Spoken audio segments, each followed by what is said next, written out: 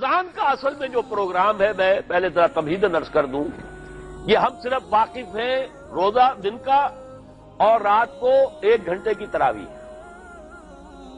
یہ بہت بڑا مغالطہ ہے، بہت بڑا مغالطہ. روز اصل میں رمضان کا پروگرام کیا ہے؟ دن بھر کا روزہ اور رات کے اکثر حصے کو قرآن کے ساتھ لے کر جاگنا. لیکن حکمت خداوندی نے پہلے حصے کو تو فرض کیا ہے، دوسرے کو فرض نہیں کیا، اس کو ترغیب اور تشویق پر چھوڑ دیا. لیکن اس کی جو اہمیت ہے میں چاہتا ہوں کہ پہلے اچھی طرح اس کو سمجھ لیں آپ. دیکھیے پہلی حدیث اس میں ہے ان سلمان الفارسی رضی اللہ تعالی عنہ قال خطبنا رسول اللہ صلی اللہ علیہ وسلم فی آخر یوم من شعبان.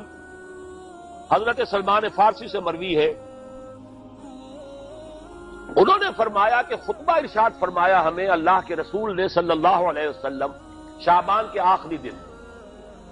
فقال، آپ نے ارشاد فرمایا، یہ خطبہ طویل ہے، میں نے صرف شروع کے چند جملے یہاں نقل کیے ہیں. یا ایھا الناس قد اظلکم شہر عظیم، اے لوگوں تم پر ایک بہت عظمتوں والا مہینہ سایہ فگن ہو گیا ہے. دیکھیے سایہ فگن سے وہ انگریزی کا محاورہ آپ کے ذہن میں آنا چاہیے، coming events cast their shadows before. ابھی رمضان شروع نہیں ہوا ہے، شعبان کا آخری دن ہے، تو وہ کمنگ ایونٹ جو ہے رمضان مبارک اس کا سایہ آ گیا ہے تم پر. اس لیے حضور نے وہ لفظ استعمال کیا قد اظلکم، ظلال کہتے سائے کو. قد اظلکم شہر عظیم، بڑی عظمت والا مہینہ ہے. شہر مبارک، بہت برکت والا مہینہ ہے. شہر فیہ لیلۃ خیر من الف شہر، اس میں ایک رات وہ بھی ہے، وہ مہینہ جس میں ایک رات وہ بھی ہے جو 1000 مہینوں سے افضل ہے. انا انزلناہ فی لیلۃ القدر وما ادراک ما لیلۃ القدر لیلۃ القدر خیر من الف شہر. اب جو اگلے 2 جملے ہیں وہ نوٹ کیجئے. جعل اللہ صیامہ فریضۃ وقیام لیلہ تطوعا، اللہ نے ٹھہرایا ہے، قرار دیا ہے اس کا روزہ رکھنا تو فرض کے درجے میں، اور اس کی رات کا قیام تطوع کے درجے میں، اپنی مرضی پر، اپنی خواہش پر، نفل کے طور پر یہ تم پر لکھ دیا گیا ہے. لکھا تو گیا ہے، جعلہ تو ہے. مجعول کا جو پہلا مفعول ہے وہ کیا ہے؟ جعلہ کا. مجعول اول کیا ہے؟ دن کا روزہ. اور مجعول ثانی کیا ہے؟ قیام لیلہ، رات کو کھڑا رہنا. اب یہ رات کا کھڑا رہنا اس کی کتنی مقدار ہوگی؟ کہاں سے معلوم کریں گے؟ قرآن سے. جب یہ لفظ آیا ہے سورہ مزمل میں، یا ایھا المزمل قم اللیل الا قلیلا نصفہ او انقص منہ قلیلا او زد علیہ ورتل القرآن ترتیلا، یہ معنی ہے. اے لحاظ کمبل میں لپٹ کر لیٹنے والے، کھڑے رہا کرو رات کو سوائے اس کے تھوڑے سے حصے کے، یعنی آدھی رات یا اس میں تھوڑا سا کم کر لو، جسے پھر کہا مفسرین نے 1/3 رات کم سے کم. اور زد علیہ، یا آدھی پر بھی کچھ زیادہ کرو، یہ 2/3 رات ہو گئے. ورتل القرآن ترتیلا، اور قرآن کو اتارا کرو تھوڑا تھوڑا تھوڑا. یہ ترتیل، تفعیل، تنزیل. جیسے قرآن تھوڑا تھوڑا محمد پر نازل ہوا صلی اللہ علیہ وسلم، ایسے ہی تھوڑا تھوڑا تھوڑا قرآن اپنے اندر اتارو. ہیمر اٹ ڈاؤن، اپنے ذہنوں میں اتارو، اپنے قلب میں اتارو. اس کے لیے رات کو کھڑے رہو. اور قیام اللیل کم سے کم 1/3 شب کے اوپر اطلاق ہوگا، اس سے کم پر تو اطلاق ہے ہی نہیں. اگلی حدیث پڑھیے. اور یہ ہے جو عام طور پر ہر مسجد میں بھی آج کل خوب یہ گونج رہی ہوگی حدیث بیان ہوتی ہے، اس لیے کہ بخاری اور مسلم دونوں میں موجود ہے، متفق علیہ روایت ہے. اس سے اونچا تو درجہ سند کے اعتبار سے تو حدیث کا کوئی اور درجہ اس سے اونچا ہے نہیں. عن ابی ہریرہ رضی اللہ عنہ قال قال رسول اللہ صلی اللہ علیہ وسلم، حضرت ابو ہریرہ سے روایت ہے، آپ نے فرمایا کہ حضور نے ارشاد فرمایا، من صام رمضان ایمانا و احتسابا غفر له ما تقدم من ذنبه، جس نے روزہ رکھا رمضان مبارک کے دوران اللہ پر یقین رکھتے ہوئے اور اس سے اجر و ثواب کے حاصل ہونے کی امید میں، اس کے تمام پچھلے گناہ معاف ہو جاتے ہیں. ومن قام رمضان ایمانا واحتسابا غفر له ما تقدم من ذنبه، اور جو کھڑا رہا رمضان کے دوران، کھڑا رہا ہے جیسے ساما، میں نے شروع میں آپ سے عرض کر دیا تھا یہ مصدر ساما یصوم صومن قام یقوم قیاما، ومن قام رمضان، جو کھڑا رہا رمضان کے دوران، پورے رمضان کے دوران کھڑا رہا، ایمان و احتسابا کی شرط پھر وہی ہے، غفر له ما تقدم من ذنبه، وہی اجر اس کا بھی ہے۔ ومن قام لیلۃ القدر ایمانا واحتسابا غفر له ما تقدم من ذنبه، اور جو خاص طور پر لیلۃ القدر میں کھڑا رہا ایمان اور احتساب کے ساتھ، اس کے بھی پچھلے گناہ معاف ہو گئے۔ اب یہ قامہ اور سامہ جیسے آ رہا ہے ایک دوسرے کے ساتھ پیرلل ہو کر، اس کو نوٹ کر لیں۔ من صام رمضان من قام رمضان، کیا یہ 1 گھنٹے کی تراویح جو ہے اس پر پوری اترتی ہے کہ نسبت خاک رابع عالم پاک، کوئی اس میں ریشو پروپورشن جڑتی نہیں؟ اگلی حدیث بھی پڑھ لیجیے۔ یہ وہی آگے عبداللہ ابن عمرو بن العاص رضی اللہ تعالی عنہما، جن کے بارے میں میں نے عرض کیا تھا، بہت ہی زاہد منش، بڑے عابد، ہر روز روزہ اور پوری رات نماز پڑھتے تھے، وہ راوی ہیں اس کے۔ عن عبداللہ ابن عمرو رضی اللہ عنہما ان رسول اللہ صلی اللہ علیہ وسلم قال الصیام والقرآن یشفعان للعبد، روزہ اور قرآن دونوں بندے کے حق میں شفاعت کریں گے۔ یقول الصیام، روزہ یہ کہے گا اے رب، اے پروردگار، انی منعتہ الطعام والشہوات بالنہار، میں نے تیرے اس بندے کو روکے رکھا کھانے پینے سے اور شہوت سے دن کے وقت، فشفینی فی، میری وجہ سے روکا رہا، یہ کھانے کو اچھے سے اچھے جو ہے وہ موجود تھے کھانے، اور پینے کے لیے اعلیٰ سے اعلیٰ مشروب تھے، یہ رکا رہا میری وجہ سے کہ روزہ رکھا ہوا تھا، اور جیسا میں نے کہا منکوحہ بیوی موجود تھی لیکن رکا رہا، تھامے رکھا اس نے اپنے آپ کو میری وجہ سے، تو میری شفاعت اس کے حق میں قبول فرما۔ وَيَقُولُ الْقُرْآنُ، اور قرآن یہ کہے گا مَنَعْتُهُ النَّوْمَ بِاللَّيْلِ، میں نے اسے روکا رکھا رات کو سونے سے، فَشَفِّعْنِي فِيهِ، تو پروردگار میری شفاعت اس کے حق میں قبول فرما، فَيُشَفَّعَانِ، تو ان دونوں کی شفاعت قبول کی جائے گی۔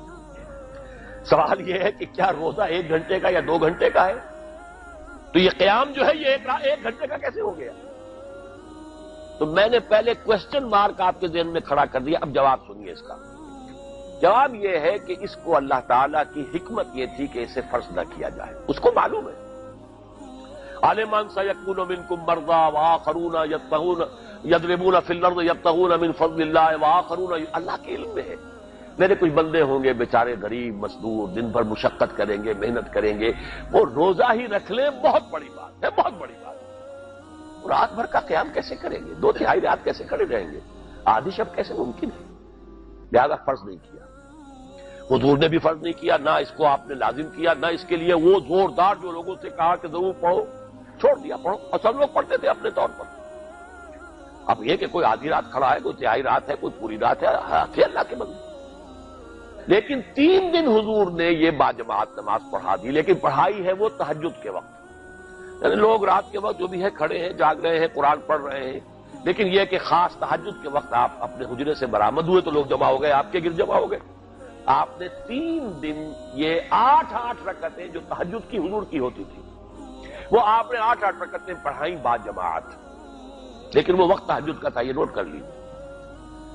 4تھے دن بھی صحابہ منتظر رہے، جب حضور برآمد ہوں گے تشریف لائیں گے، نہیں آ رہے حضور، تو کچھ کھنگار بھی رہے ہیں، کہیں پتہ نہیں حضور کہیں اونگ نہ آ گئی ہو تو ہماری آوازوں سے جاگ جائیں، پھر بھی نہیں آئے حضور۔ اگلے روز آپ نے فرمایا کہ میں جان بوجھ کر نہیں آیا، میں اگر یہ متواتر تمہیں پڑھاؤں گا تو یہ تم پر فرض ہو جائے گی۔ یہ ہے وہ رافت اور رحمت، بالمومنین رؤوف الرحیم، جو اللہ تعالیٰ کی شان ہے رحمان الرحیم ہونے کی، بالمومنین رؤوف الرحیم، یہ محمد الرسول اللہ بھی ہے، تم پر یہ سختی جو ہے یہ تمہارے لیے قابل برداشت نہیں ہوگی، لہذا میں نے یہ 3 دن صرف پڑھائی ہے، اگر مسلسل پڑھاتا تو فرض ہو جاتا۔ یہاں تک تو ہے حکمت نبوی کا معاملہ، اب آیا حکمت صحابی یا حکمت خلیفہ راشد۔ یہی معاملہ رہا حضور کی حیات طیبہ کے دوران، یہی حضرت ابوبکر رضی اللہ تعالیٰ عنہ کی خلافت کے دوران، یہی حضرت عمر کا بھی ابتدائی دور۔ لیکن دور خلافت عمر فاروق کے دوران یہ واقعہ آیا کہ حضرت عمر داخل ہوئے مسجد میں، دیکھا رات کے وقت ابھی کوئی باجماعت تراویح کا کوئی انتظام نہیں تھا. آپ نے دیکھا کچھ لوگ مسجد کے اس کونے میں کھڑے ہیں، ایک حافظ ہے، ساتھ تو حافظ نہیں ہوتے تھے نا، تو کوئی حافظ ادھر، انہوں نے 5 6 7 8 آدمیوں نے کسی حافظ سے گزارش کی، وہ انہیں قرآن سنا رہا ہے، وہ کھڑے سن رہے ہیں. کوئی دوسرے کونے میں ایک جمگھٹا ہے، کوئی تیسری طرف ہے، کہیں ہے. تولیوں کے اندر لوگ جو ہے وہ قیام اللیل کا حق ادا کر رہے ہیں. آپ نے فرمایا کیا ہی بہتر ہو کہ یہ سب جمع ہو جائیں ایک امام کے پیچھے، اور پھر یہ کہ اسے عشاء کے ساتھ متصل رکھ دیں، تاکہ جس کو کہتے ہیں عربی میں ما لا یترک کلہ لا یترک کلہ، اگر کوئی شے کل کی کل حاصل نہیں ہو سکتی تو کوئی شخص بھی مسلمان بالکل محروم نہ رہ جائے. کم سے کم یہ 20 رکعت تراویح تو پڑھے اور قرآن سن لے، تاکہ کسی نہ کسی درجے میں تو اس کا بھی حصہ ہو جائے اس کی برکات میں سے. یہ ہے حکمت حضرت عمر فاروق کے فیصلے کی. اور چونکہ حضور نے فرمایا علیکم بسنتی و سنت الخلفاء الراشدین المہدیین، تم پر لازم ہے کہ میری سنت کو اور میرے خلفاء راشدین کی سنت کو مضبوطی سے پکڑو. یہ وجہ ہے کہ فقہائے اربعہ جو ہیں ہمارے، وہ سب کے سب اس کو واجب کے درجے میں رکھتے ہیں، اس لیے کہ یہ فیصلہ حضرت عمر کا ہے. عمر خلیفہ راشد ہیں رضی اللہ تعالی عنہ. لہذا یہ نظام بن گیا تراویح کا. اب میں اس کی نفی نہیں کر رہا، لیکن جو شخص سمجھتا ہے کہ اس سے اصل حکمت اور غرض و غایت پوری ہو گئی، وہ مغالطے میں مبتلا. یہ تو علی الاقل کم سے کم اس درجے میں کہ ہر مسلمان کم سے کم اس درجے تک تو جو ہے وہ کچھ نہ کچھ حظ حاصل کر ہی لے، اور وہ اس سے محروم نہ ہو بالکل ہی. ما لا یدرک کلہ لا یترک کلہ، اس درجے میں حضرت عمر کا فیصلہ ہے، اور اسی کی وجہ سے ہمارے خلفاء، ہمارے جو ائمہ اربعہ انہوں نے قبول کیا ہے. اور یہی اس مسئلے کا حل ہو جائے گا. جو اہل حدیث حضرات اس کے اوپر جو ہے چیلنج بھی شائع کرتے ہیں، کوئی ثابت کر دے حضور سے 20 رکعتیں تو ہم اتنے لاکھ، ہم بھی کہتے ہیں کہ حضور سے ثابت نہیں ہے. کون کہتا؟ دعویٰ ہی نہیں. یہ تو حضرت عمر کا فیصلہ ہے. حضرت عمر کا فیصلہ، خلیفہ راشد کا فیصلہ، اس کو امت نے قبول کیا ہے، لہذا وہ نظام ہے، رہے گا. اور یہی جو ہے آپ کو معلوم ہے، حالانکہ یہاں اکثریت جو ہے وہاں پر وہ اہل حدیث حضرات کی ہے سعودی عرب میں، حرمین میں وہی 20 رکعت تراویح ہوتی ہے. اس لیے کہ وہ ان کا جو آفیشل مسلک ہے وہ مسلک حنبلی، حنفی نہیں ہے. وہ حنبلی مسلک میں بھی یہی ہے، شافعی میں بھی یہی ہے، مالکی میں تو 36 تک کی روایتیں موجود ہیں، 36 رکعت. لیکن یہ ہے کہ یہ ہے وہ 20 رکعت تراویح کا معاملہ. اس کی نفی میری بات سے نہ سمجھ لیجیے گا، وہ ٹھیک ہے، حضرت عمر کا فیصلہ ہے. پھر یہ کہ یہ آسان ترین ہے کہ عشاء کے ساتھ ہی متصل پڑھ لی. اور آج تو ہماری نیند کا کوئی حصہ اس میں جاتا ہی نہیں. کون سوتا ہے؟ اس سے پہلے سوال ہی پیدا نہیں ہوتا. لیکن یہ جو کہہ رہے ہیں کہ قرآن کہے گا میں نے اسے نیند سے روکے رکھا، اس کا حق کہاں ادا ہوا؟ اس کا حق تو ادا ہوگا کہ تہائی ورنہ نصف شب کے لگ بھگ آپ جاگے قرآن کے ساتھ. اب سمجھئے اس کی غرض و غایت کیا ہے. اگر قرآن رمضان کا یہ دوگنا پروگرام سامنے آ گیا، اصلاً جو مطلوب ہے دن بھر کا روزہ اور رات کے اکثر حصے کا کم سے کم نصف شب جو ہے اس میں جاگنا قرآن کے ساتھ. اب اس کی جو حکمت اور غرض و غایت ہے وہ بھی اب آپ 2 درجوں میں سمجھیے. رمضان کا اب 2 اچھا پروگرام. دن میں روزہ رکھو، اس روح کو مزمحل کرو. اس روح کو مزمحل کرو گے، اس میں جسم کو مزمحل کرو گے، حیوانی وجود کو، تو ہی اس روح کو کچھ ریلیف ملے گا. بھاری بوجھ کسی کے قدموں میں پڑا ہوا ہے، وہ کیسے اوپر اٹھے گا؟ ذرا اس کے نیچے جو وزن ہے، لنگر بھاری ہے، جہاز کا کیسے چلے گا؟ لنگر تو اٹھاؤ. تو اس طریقے سے وہ ذرا بوجھ سے اس کو تھوڑا سا ریلیف دو. رات کو کھڑے ہو جاؤ، اب اپنی روح پر نازل کرو اللہ کے کلام کو. تیرے ضمیر پہ جب تک نہ ہو نزول کتاب، گرہ کشا ہے نہ راضی نہ صاحب کشاف. اب یہ پھوار پڑ رہی ہے تمہارے اوپر، تمہارے اندر اس کو جذب ہونا چاہیے. اس سے کیا ہوگا؟ روح کو تقویت حاصل ہوگی. اس کو مثال سے پہلے سمجھا دوں. کوئی شخص پیاس سے مر رہا تھا، اس درجہ پیاسا تھا کہ اس کے اوپر بے ہوشی بھی طاری ہو گئی. کوئی شخص آیا، اس نے پہلے اس کو پانی کے چھینٹے دیے، کچھ ہوش میں آیا. اب اسے پانی کا کوئی کٹورا لگا دیا اس کے منہ سے.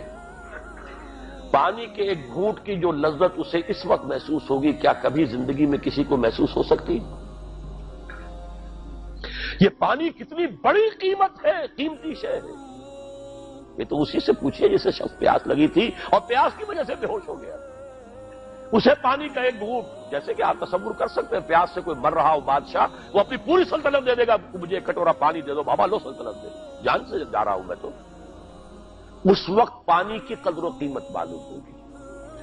آپ کی روح بے ہوش، آپ نے روزہ رکھ کر اسے کچھ تھوڑا سا ریلیف دیا، چھینٹے ڈالے، اب رات کو آپ نے یہ آب حیات ماء مبارکہ، دیکھیے مبارک کا لفظ دو ہی چیزوں کے ساتھ قرآن میں ہے، ماء مبارکہ، بارش جو آسمان سے اترتی ہے یہ پانی مبارک ہے، برکت کہتے ہیں اسے ہے جو کسی شے کی مخفی جو قوتیں ہیں انہیں اجاگر کر کے باہر لے آئے، یہ برکت ہے۔ زمین کے اندر روئیدگی ہے، بارش برسی، اندر سے نکل آیا۔ اسی طرح کتاب مبارک، یہ کتاب مبارک ہے، یہ کتاب مبارک ہے، یہ تمہارے اندر سے تمہاری سوئی ہوئی روح کو بیدار کر کے پھر اسے غذا دیتی ہے۔ اب جب وہ قرآن کو پڑھے گا یا اس کو قرآن اس کے اندر جائے گا، اسے معلوم ہوگا اس سے بڑی کوئی نعمت نہیں۔ یہ ہے شکر جو پیدا ہوگا اب اس کی گہرائی کے، اس کے دل کی گہرائیوں میں۔ شکر کے معنی کیا ہے؟ احسان کی قدر شناسی۔ شکر کو امام راغب نے 3 مرحلوں میں بیان کیا ہے۔ شکر بالقلب، پہلے تو آپ کو معلوم ہو جو نعمت کسی نے دی ہے کتنی بڑی ہے، یہ احساس نہیں ہے کسی بچے کے ہاتھ پہ آپ نے ہیرا رکھ دیا، اسے کیا پتا یہ ہیرا ہے یا یہ کوئی کانچ کا ٹکڑا ہے، وہ کیا کرے گا اس کی قدر؟ بلکہ ٹافی دیں گے تو وہ سمجھے گا کہ یہ زیادہ اچھی چیز دی ہے مجھے، اس پتھر کا میں نے کیا کرنا ہے، اس لیے اسے معلوم ہی نہیں کہ یہ ہیرا ہے۔ جب تک کسی نعمت کی قدر و قیمت کا احساس نہ ہو، اس کے متناسب پروپورشنیٹ شکر آپ کر ہی نہیں سکتے۔ پھر آپ کو زبان سے شکر ادا کرنا ہے۔ الحمدللہ الذی انزل علی عبدہ الکتاب، زبان سے شکر ادا کیجیے۔ پھر اس کا شکر کا حق ادا کرنا ہے، اس نعمت کو استعمال کرنا ہے۔ اگر نعمت لا کے رکھ دی تو بھی یہ ناشکری ہے۔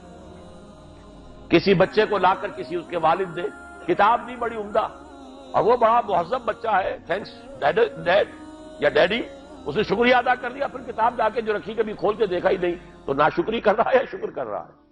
زبان سے تو شکر ادا کیا تھا تو ناشکری کر رہا ہے، ناقدری کر رہا ہے، اس نے اس کو پڑھا ہی نہیں۔ قرآن کا شکر کیا ہوگا؟ وہ میرا کتابچہ جو ہے مسلمانوں پر قرآن مجید کے حقوق، اگر وہ سمجھیں گے جو کہ میری اس پوری دعوت قرآنی کی جڑ اور بنیاد ہے۔ 2 چھوٹے چھوٹے کتابچے 167 میں لکھا تھا، اسلام کی نشت ثانیہ کرنے کا اصل کام، یہ اسلام کی ریوائول کیسے ہوگی، اس کی شرط لازم کیا ہے، اصل کام کیا ہے۔ ہم نعرے لگانے پر آ گئے ہیں، جلوس نکالنے پر آ گئے ہیں، ہم یہ کر رہے ہیں، ہم وہ کر رہے ہیں، تلواریں بھی اٹھا لی ہیں، گولیاں بھی کھا رہے ہیں، جانے بھی دے رہے ہیں، اصل کام نہیں کر رہے۔ وہ اصل کام کیا ہے؟ یہ سن 67 کی میری تحریر ہے، اسلام کی نشت ثانیہ کرنے کا اصل کام۔ اور پھر سن 68 کی میری 2 تقریریں تھیں جب میں نے جمعے کا خود خطاب کیا تھا مسجد خضرہ سمن آباد میں، مسلمانوں پر قرآن مجید کے حقوق۔ اس کو مانو جیسے کہ ماننے کا حق ہے، اس کو پڑھو جیسے کہ پڑھنے کا حق ہے، اس کو سمجھو جیسے کہ سمجھنے کا حق ہے، اس پر عمل کرو جیسے کہ عمل کا حق ہے، اور اسے 4 دانگے عالم میں پھیلاؤ۔ یہ تمہارے پاس امانت ہے محمد الرسول اللہ صلی اللہ علیہ وسلم کی۔ بلغوا عنی ولو آیۃ، پہنچاؤ میری جانب سے ایک ہی آیت پہنچاؤ۔ کس نے فرمایا؟ محمد الرسول اللہ نے۔ بخشو ہو، عام کرو، اسے پھیلاؤ۔ 5 حقوق ہیں مسلمان پر، لیکن یہ سارے حقوق کب ادا ہوں گے؟ جب قرآن کی نعمت کی قدر ہو جائے گی، معلوم ہو کہ یہ کوہ نور ہیرا ہے، یہ کوئی کانچ کا ٹکڑا نہیں ہے، کوہ نور ہیرا ہے، تب معلوم ہوگا اس کی کتنی حفاظت آپ کریں گے، جس نے دیا ہے اس کا کتنا شکر ادا کریں گے، پھر یہ کہ اسے کیسے سنبھال کر رکھیں گے۔ لیکن یہ کہ اگر قرآن کا شکر ہی نہیں ہے، قرآن کی قدرت کی نعمت کا احساس ہی نہیں، ہوا خیر مما یجمعون، یا ایھا الناس قد جاءتکم موعظۃ من ربکم وشفاء لما فی الصدور وہدی وبشریٰ للمؤمنین، ہدی ورحمۃ للمؤمنین، قل بفضل اللہ وبرحمتہ فبذلک فلیفرحوا ھو خیر مما یجمعون۔ دنیا میں انسان جو کچھ جمع کرتا ہے، جائیداد، مال، دولت، ہیرے جواہرات، زیورات، اور کوئی اینٹیکس، کوئی جو ہے وہ ڈیکوریشن پیسز، جو کچھ، ان سب سے زیادہ قیمتی شے یہ قرآن ہے۔ لیکن اس کا احساس کب ہوگا؟ جب روح بیدار ہو جائے گی، جب وہ چکھے گی قرآن کو۔ جس کو میں کہا کرتا ہوں کہ ایمان حقیقی کیسے حاصل ہوتا ہے قرآن سے؟ جب قرآن کو سنتے ہوئے انسان جھوم جائے، اس کے اندر کوئی شے سمپیتھیٹک وائبریشن میں آ جائے، اسے کہے کہ ہاں یہی ہے، جہاں سے میں خود آیا ہوں وہیں سے یہ کلام آیا، جہاں سے میری روح آئی ہے وہیں سے یہ کلام آیا۔ اب یقین پیدا ہوا۔ اس کو اقبال نے کہا ہے باطنی تجربہ۔ ایک تجربہ وہ ہے جو ہم دیکھ رہے ہیں آنکھوں سے، سن رہے ہیں کانوں سے، چھو رہے ہیں اپنے ہاتھ سے، سونگھ رہے ہیں ناک سے، اور ٹیسٹ کر رہے ہیں اپنے جو ٹیسٹ بڈز ہیں منہ کے، یہ ہمارا ایکسٹرنل ایکسپیرینس ہے۔ لیکن ایک انٹرنل ایکسپیرینس ہے۔ ساری جو بحث اٹھائی ہے علامہ اقبال نے ریکنسٹرکشن پر، اس کا بنیادی نقطہ یہ ہے کہ انٹرنل ایکسپیرینس بھی اس ایکسٹرنل ایکسپیرینس کی طرح بلکہ اس سے زیادہ بڑھ کر قابل اعتماد ہے۔ یہ ہے انٹرنل ایکسپیرینس۔ لعلکم تشکرون، تو یہ تو پہلی منزل طے ہوئی ہے ابھی صوم رمضان، صیام و قیام رمضان کا پہلا حاصل کیا ہوگا؟ وَلَعَلَّكُمْ تَشْكُرُونَ، تاکہ تم اس قرآن کی عظمت سے واقف ہو جاؤ، تاکہ تمہیں اس پر اس کی جو وقت ہے، قدر و قیمت ہے، اس کا انکشاف ہو جائے۔ اب اگلا مرحلہ آئے گا۔ اب یہ روح کچھ توانا ہو کر، کچھ ہوش میں آ کر کدھر اس کی توجہ ہوگی؟ کل شیء یرجع الی اصلہ، ہر شے اپنی اصل جڑ کی طرف رجوع کرتی ہے۔ ہمارا حیوانی وجود زمین کی طرف جاتا ہے۔ یہ سورہ اعراف میں جو کہا ہے بلعام بن باورا کے بارے میں، وَلَكِنَّهُ أَخْلَدَ إِلَى الْأَرْضِ، زمینی خواہشات ہی کے چکر میں آپ ہیں تو گویا کہ آپ زمین میں دھسے جا رہے ہیں۔ روح بیدار ہوگی تو کدھر متوجہ ہوگی؟ اپنے مرکز کی طرف مائل پرواز کا حسن۔ بڑا پیارا مصرع ہے، اگلا مصرع میں نہیں پڑھتا، لیکن یہ کہ یہ اپنے مرکز کی طرف، اپنے منبع اور سرچشمے کی طرف، کہاں سے آئی یہ روح؟ امر ربی، یہ ادھر متوجہ ہو۔ ہم پڑھا کرتے تھے اپنے ہائی اسکول کے زمانے میں، تو جو صبح پریئرز ہوتی تھی اس میں خاص نظم تھی، مجھے یہ معلوم نہیں شاعر کون ہے۔ مجھ کو ہے تیری جستجو، مجھ کو تیری تلاش ہے، خالق میرے کہاں ہے تو، مجھ کو تیری تلاش ہے۔ اب آپ دیکھیے پورے مذاہب کی تاریخ میں انسان کہاں کہاں گیا ہے خدا کو ڈھونڈنے کے لیے۔ کوئی برف پوش چوٹیوں کے اوپر جو ہے تپسیا میں لگا ہوا ہے، کیوں؟ رب کا قرب حاصل کرنے کے لیے نا، پرماتما سے لو لگانے کے لیے۔ وہ غاروں میں ہے، تپسیا اور ریاضتیں کر رہا ہے، وہ صحراؤں میں گیا ہے، گوتم بدھ کہاں کہاں گیا ہے، کہاں کہاں گیا ہے، کچھ آپ کو اندازہ ہی نہیں۔ انسان اس کے اندر کوئی شے ہے جو کسی کو تلاش کر رہی ہے۔ میرے اندر ہی وہ شے بھی ہے جو مجھ سے کہتی ہے کہ کچھ کھانا ڈالو اس منہ کے اندر، اس پیٹ میں ڈالو، ہے وہ بھی میرے اندر شے۔ ان لنفسک علیک حقا، یقیناً تمہارے نفس کا بھی تم پر حق ہے۔ میرے اندر ہی کوئی شے ہے جو کچھ اور شے چاہتی ہے، کسی اور چیز کی متلاشی ہے، وہ کسی اور شے کے عشق میں ہے۔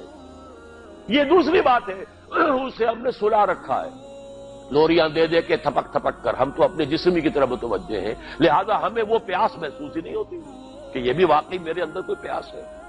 روح بیدار ہوگی تو وہ پیاس جو اس کے اندر اب پیدا ہوئی ہے وہ کدھر متوجہ ہوگی؟ اپنے پروردگار کی طرف۔ یہ ربط ہے اگلی آیت کا، آپ پڑھیے وَإِذَا سَأَلَكَ عِبَادِي عَنِّي فَإِنِّي قَرِيبٌ۔ جب یہ روح بیدار ہو کر اپنے مرکز کی طرف متوجہ ہوگی، اپنے منبع اور سرچشمے کی طرف متوجہ ہوگی، اپنے مبدا کی طرف متوجہ ہوگی، تو اے میرے نبی صلی اللہ علیہ وسلم، جب میرے بندے آپ سے میرے بارے میں پوچھیں، فَإِنِّي قَرِيب، انہیں بتا دیجئے میں قریب ہی ہوں، کہیں دور نہیں۔ اس کی رگے جاں سے بھی زیادہ قریب ہے۔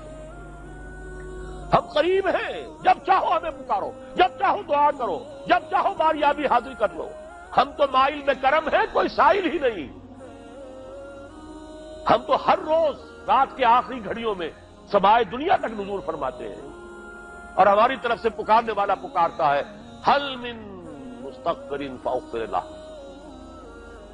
ہے کوئی استغفار کرنے والا کہ میں اسے بخش دوں، ہے کوئی مانگنے والا حل من سائل فاعطیہ، ہے کوئی مانگنے والا جسے میں دوں۔ تم سوئے ہوتے ہو، ہم تو غافل نہیں، تم غافل نہیں۔ متوجہ تو ہو، آؤ تو صحیح ہماری طرف۔ حدیث قدسی میں آیا ہے میرا بندہ میری طرف چل کر آتا ہے، میں دوڑ کر آتا ہوں۔ وہ پالش پر آتا ہے، میں ہاتھ بھر آتا ہوں۔ میرا بندہ میرا ذکر اپنے دل میں کرتا ہے، میں اپنے جی میں اس کا ذکر کرتا ہوں، یاد کرتا ہوں اسے۔ اور میرا بندہ اگر کسی محفل میں میرا ذکر کرتا ہے، میں اس سے بہت اعلیٰ محفل میں اس کا ذکر کرتا ہوں، ملائے اعلیٰ کی محفل میں ذکر کرتا ہوں۔ یہ حدیث کے الفاظ ہیں کہ نہیں؟ تو تم غافل ہو بھائی ہم سے، ہم تو غافل نہیں۔ اغیب و وذو اللطائف لا یغیب وارجوہ رجال لا یخیب، میں غائب ہو جاتا ہوں، وہ تو غائب ہونے والی ہستی ہی نہیں ہے، ہر آن موجود، ہوا معکم اینما کنتم۔ وَإِذَا سَأَلَكَ عِبَادِي عَنِّي فَإِنِّي قَرِيبٌ أُجِيبُ دَعْوَةَ الدَّاعِ إِذَا دَعَانِ فَلْيَسْتَجِيبُوا لِي۔ لیکن اب آئی بات اصل،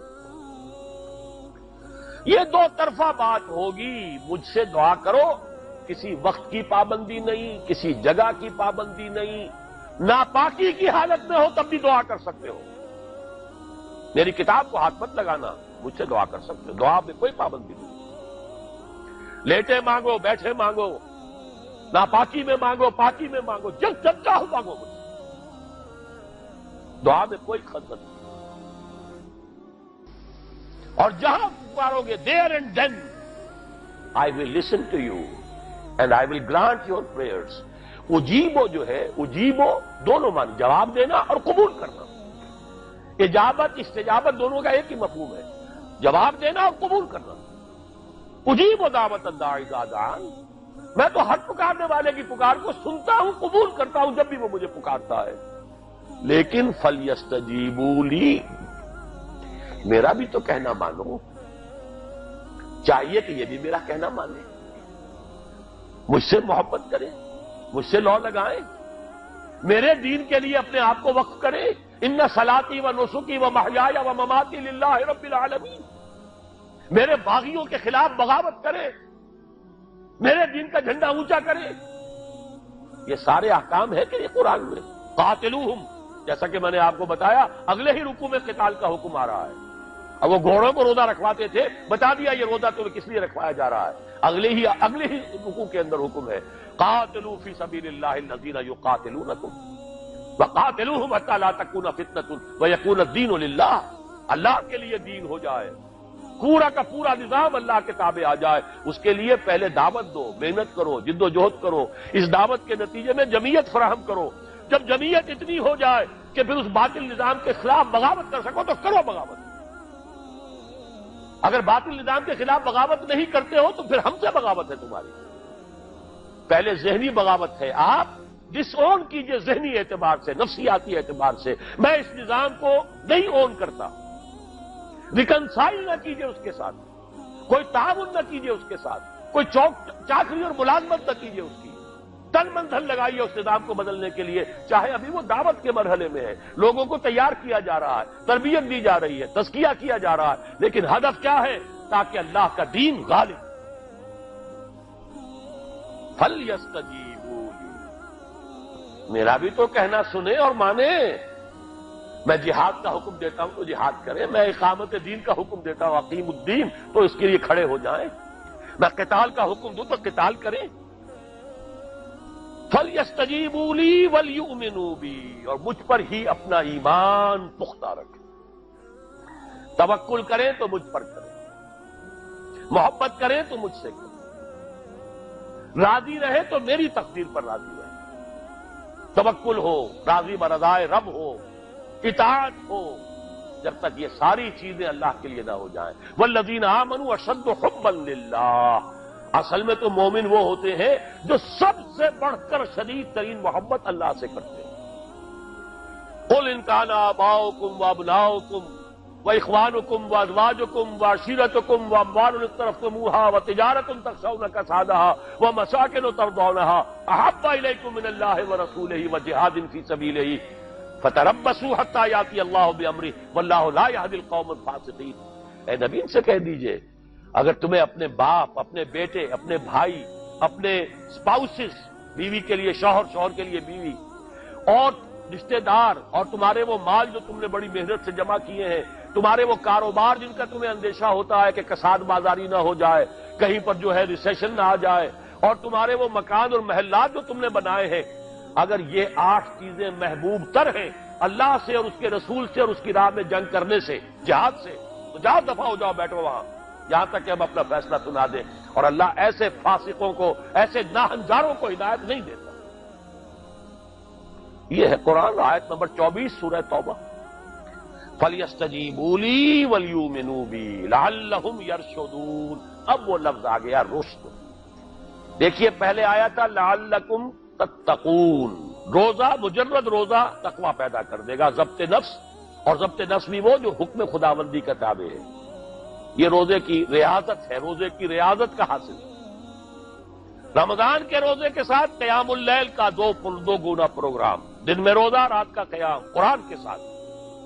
اس کا پہلا نتیجہ کیا ہے؟ لعلکم تشکرون، تاکہ قرآن کی عظمت منکشف ہو جائے، قرآن کی قدر و قیمت سے تم آگاہ ہو جاؤ، تمہیں معلوم ہو جائے کتنی بڑی دولت ہے جو اللہ نے دی ہے۔ اور آخری بات یہ، جب تمہاری روح بیدار ہو جائے گی، اپنے مالک کے ساتھ ہم کلام ہوگی، اسی کا نام دعا ہے۔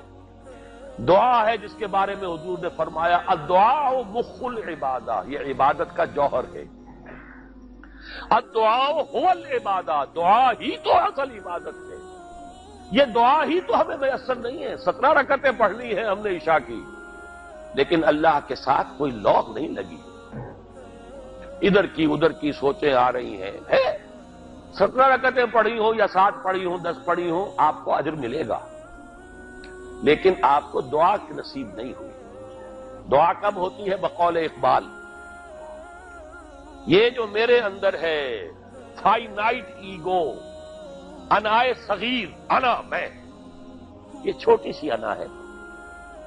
اس انائے کبیر، اس انائے کبیر کے لیے سب سے بڑی جو مظہر آیت ہے قرآن مجید میں، وہ سورہ طٰہٰ کی، اننی انا اللہ لا الہ الا انا، میں ہوں وہ اللہ جس کے سوا کوئی الہ نہیں۔ اننی انا اللہ لا الہ الا انا، یہ ہے فاعبدنی واقم الصلاۃ لذکری۔ یہ انائے کبیر ہے، the infinite ego، اللہ، انا اللہ، the big انا، اور یہ چھوٹی سی انا ہے، انا میں۔ جب یہ انائے صغیر انائے کبیر کے روبرو آتی ہے، ہم کلام ہوتی، یہ ہے دعا۔ اگر یہ جاگی ہی نہیں، بیدار ہوئی نہیں، ہم کلام ہوئی نہیں، تو وہ دعا تو حاصل نہیں ہوئی۔ مخ عبادت جو ہے، جوہر عبادت کا حاصل نہیں ہوا۔ ہاں ایک شکل ہے عبادت کی، مراسم عبودیت ہے، یہ اشکال ہے، رہ گئی رسم ادا روح بلالی نہ رہی، فلسفہ رہ گیا تلقین غزالی نہ رہی، ایک شکل ہے، تم نے کر لی، اجر ملے گا، آخر وقت نکالا ہے، آپ اللہ کے سامنے کھڑے ہوئے، اجر سے محنت کا جو اجرت وہ دے گا، لازماً اس پر بھی دے گا، لیکن حقیقت صلاۃ کوئی اور شے ہے۔ اسی لیے کہا محمد رسول اللہ صلی اللہ علیہ وسلم الصلاۃ معراج المومنین، اہل ایمان کے لیے یہ معراج کے درجے کی شے ہے۔ معراج میں مکالمہ ہوا تھا، التحیات للہ والصلوات والطیبات، یہ حضور نے فرمایا۔ السلام علیک ایھا النبی ورحمۃ اللہ وبرکاتہ، کس نے کہا؟ اللہ نے فرمایا۔ السلام علینا وعلی عباد اللہ الصالحین، حضور نے فرمایا اس سلامتی میں میں تمام اللہ کے نیک بندوں کو شامل کر رہا ہوں، سلامتی مجھ پر بھی ہو اور تمام اللہ کے نیک۔ یہ مکالمہ ہے، مخاطبہ ہے۔ جب تک یہ مکالمے اور مخاطبے کی شکل نہیں، اگر وہ انائے صغیر جاگی ہی نہیں، سوئی ہوئی ہے، بے ہوش ہے، پڑی ہوئی ہے، سسک رہی ہے یا مر چکی ہے، روح مر بھی جاتی ہے، جسم زندہ ہے، روح مر چکی ہے، جسم جان کے ساتھ زندہ ہے، حیوان انسان زندہ ہے، انسان مر چکا۔ اس لیے قرآن کہتا ہے نبی یہ مردہ ہے، اموات غیر احیاء، یہ نہیں سنتے ہیں، یہ آپ کو سمجھتے ہیں آپ کے یہ بڑے غور سے سن رہے ہیں، نہیں سن رہے، یہ تو مردہ ہے، روحانی طور پر مردہ ہے، ان کی روح مر چکی ہے، یہ تو حیوان رہ گیا زندہ، صرف یہ چلتے پھرتے مقبرے ہیں، یہ چلتے پھرتے تعزیے ہیں، اس کے سوا کچھ نہیں۔ یہ ابو جہل کون ہے اور ابو لہب کون ہے؟ یہ حیوان ابو جہل ہے اور حیوان ابو لہب ہے، ظاہر بات ہے کہ آنکھ تو کتے کی بھی ہے اور بلی کی بھی ہے اور کان کتے کی بھی ہے بلی کے بھی ہے. کتا بھی دیکھ کر گاڑی آ رہی ہے تو اپنے آپ کو بچاتا ہے. تم نے بچا لیا تو کون سا بڑا کمال کیا. وہ اندر کا انسان مر چکا ہے. یہ انسان اندر کا روحانی وجود یا مر چکا یا سسک رہا ہے یا دبا ہوا ہے, بے ہوش ہے. یہ بیدار ہو اور ہم کلام ہو. افلاک سے آتا ہے نالوں کا جواب آخر, کرتے ہیں خطاب آخر, اٹھتے ہیں حجاب آخر. آتا ہے, اللہ جواب دیتا ہے. اجیب دعوت الداعی اذا دعان. روحانی کان کھلے ہو تو تم جواب سنو گے, ان کانوں سے نہیں. وہی جب محمد پر آئی تھی ان کانوں سے نہیں آئی تھی, وہ دل پر اتری تھی براہ راست. فَإِنَّهُ نَزَّلَهُ عَلَىٰ قَلْبِكَ. ان کانوں کا ان آنکھوں کا سوال نہیں ہے, وہ دل پر براہ. روح ہے محمدی پر. یہ روح, اسی لیے وہی کو بھی روح کہا گیا ہے. لانے والا بھی روح, اور روح الامین جس پر لایا گیا وہ بھی روح. روح محمدی جس کا مسکن ہے قلب محمدی, اور جو لائی گئی وہ بھی روح ہے. وَكَذَلِكَ أَوْحَيْنَا إِلَيْكَ رُوحًا مِّنْ أَمْرِنَا. یہ قرآن ہم نے نازل کیا, ایک روح ہے اے محمد جو آپ پر نازل کیا. مَا كُنْتَ تَدْرِي مَا الْكِتَابُ وَلَا الْإِيمَانُ. اس سے پہلے تو آپ کو کچھ پتہ نہیں تھا, کتاب کیا, شریعت کیا, ایمان کیا. وَلَٰكِنْ جَعَلْنَاهُ نُورًا. ہم نے اس قرآن کو نور بنا کر آپ پر اتارا ہے. یہ ہے, اس کے لیے ہے اصل رشد. اب آخری لفظ آیا رشد.